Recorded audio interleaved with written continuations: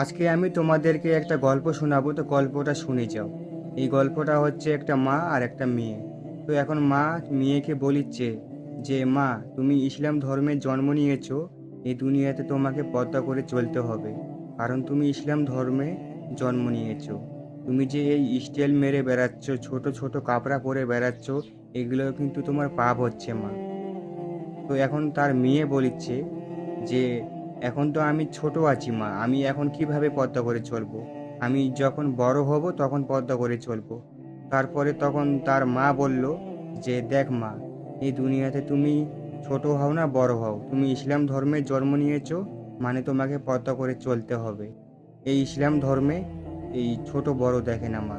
তুমি মেয়ে, তুমি পর্দা করে চলবে। আর যদি পর্দা করে না চলো, তাহলে ওই দুনিয়াতে তোমাকে এগুলোর হিসেব দিতে হবে। যখন তুমি ওইখানে হিসেব দিতে পারবে না মা, তখন তখন তোমাকে ওই জাহান্নামে আগুনে জ্বলাবে মা। তখন আমি তোমার জন্য কিভাবে ভুল মাপ চাইতে যাব মা? তুমি তো এই দুনিয়াতে পর্দা করে চলোনি। আমি তোমাকে কতবার করে বলেছি যে এই দুনিয়াতে পর্দা করে চলো, তুমি তো পর্দা করোনি। তাহলে আমি তোমার জন্য কিভাবে আল্লাহর কাছে ভুল মাপ চাইবো? তাই বলছি মা, এখন তুমি পর্দা করে চলো। তুমি এই দুনিয়াতে যদি কষ্ট করো, তাহলে তুমি এই কষ্টের ফলটা ওই দুনিয়াতে ঠিকই পাবে। তো এই হচ্ছে গল্পটা। জানি না গল্পটা ভালোভাবে বোঝাতে পারলাম কি না। তো একটু ভুল হয়ে থাকলে মাফ করে দিও। আসসালামু আলাইকুম।